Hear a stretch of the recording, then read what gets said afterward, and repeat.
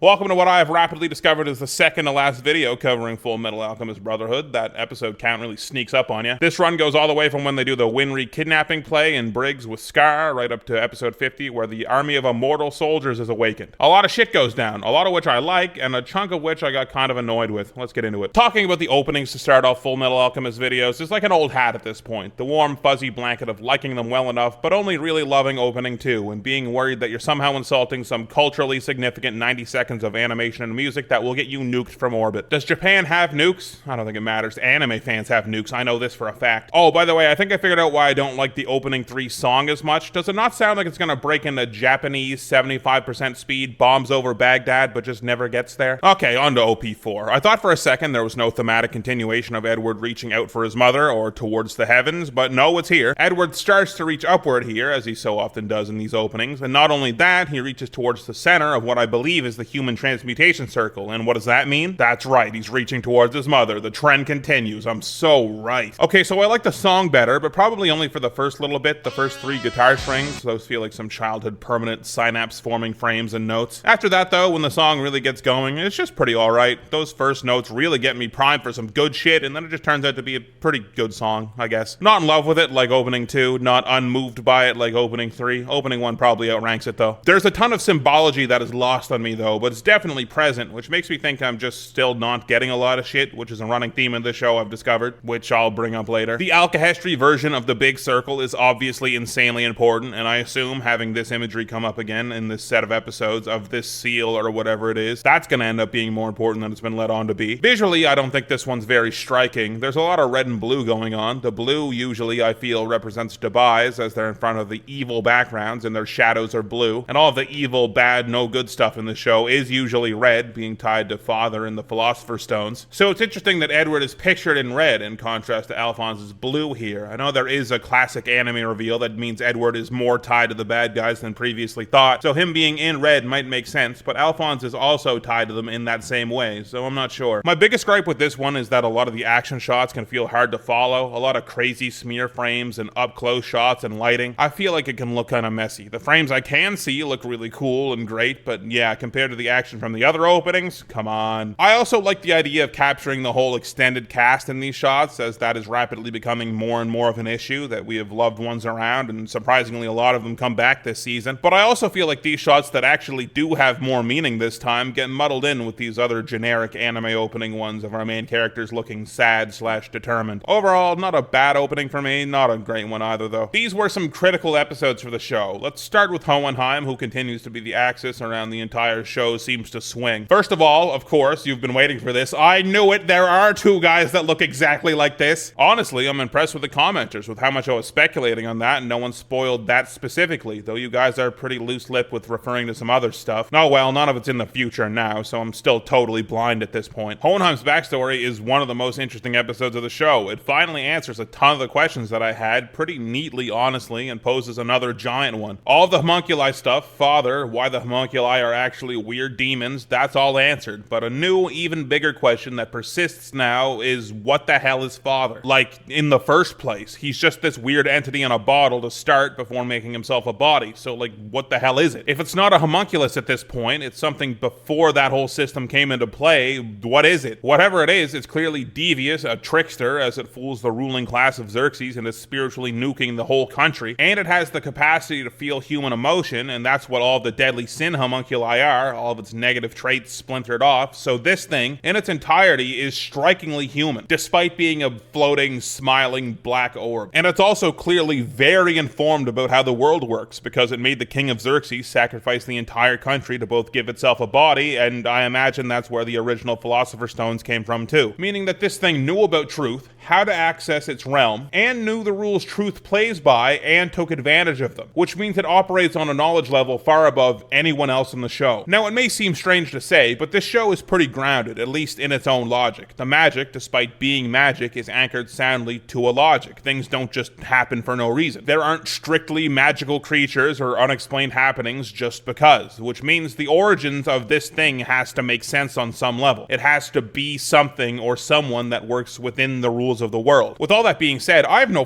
fucking idea what this thing could be. Usually I'm aware enough to little hints in the show to at least be able to form ideas about the grander mysteries, but with this thing, I got no idea, man. I guess I'm not totally against it just being a weird, scary, unexplainable thing, maybe. Like, we have truth, and we really don't know what that thing is. It's just a thing that exists, probably logically, somehow, but the characters don't have the logic available to them to explain it. But it's an entity that seems to exist within the magic system itself, and there are rules and a way to visit it. It fits within the rules of the show. But Father, where we sit right now, is so far removed from any detail, he borders on an unknown unknown, which are things that we don't know that we don't know. What I'm saying is that there are known knowns and that there are known unknowns, but there's also unknown unknowns. Things we don't know that we don't know. Like, if he wasn't here doing stuff in the show, but he still existed outside of the plot of the show, there would be no logical reason to believe such a thing even exists. But it does. Here it is, existing. I'm the kind of guy that loves the idea of unexplainable shit being too small in this vast universe to grasp all of it. But in a show like this, I don't think Father and what the demon in the bottle is going unexplained would work very well. And the only reason I'm stressing about it so hard is it feels like all of the angles for him to be explained are exhausted. He's at the top of the food chain. All the homunculi are aspects of him. So that's explained fine, but Father's his own weird fucking thing. I don't know how the show explains him at all. Unless he's a truth level entity that somehow exists and can operate outside of whatever realm he's supposed to be inhabiting. That's really the only thing I can think of. Okay, so with all of that in mind, theory time. So on top of all of this, it's revealed that Hoenheim is now a philosopher's stone in the form of a man. And whatever Father was, I believe now, at the very least, on some level, he also has to be classified as a homunculi, since he's a fake human. But all of the other homunculi are powered by a philosopher's stone, which means that probably Hoenheim is Father's philosopher's stone, and how they beat Father will be they kill Hoenheim and therefore kill Father. Did I nail it? Did I snipe it from 15 episodes out? I think that's a pretty good guess. Okay, so there's still stuff to talk about them outside of the backstory. So the big circle plan, the plan is obvious now, but its outcome is still the mystery. The philosopher's boulder seems unlikely now because we know what happened in Xerxes, but there's still no answer to what Father actually wants out of this giant sacrifice. It seems that all 5 of his sacrifices all don't just have to be alchemists, they have to be people that have met truth. So Tobias, Teacher, and Hoenheim are all valid. Why they all have to be truth seers is a total mystery. Why Hoenheim called the alchemy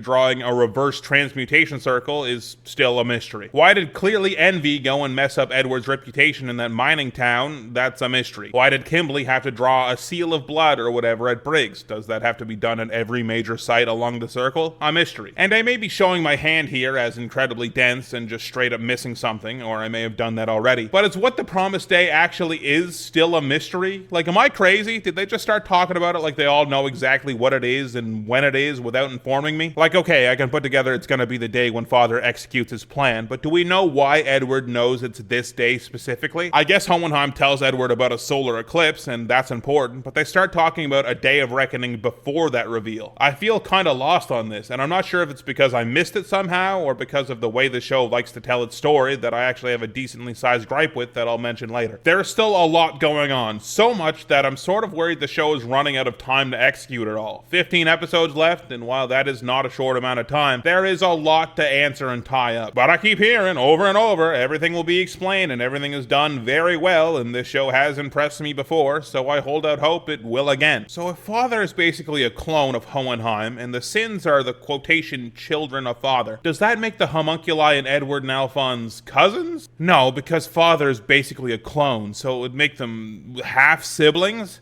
Half-siblings for Edward and Alphonse, but from the homunculi's side, they're full siblings, because they're only that half, right?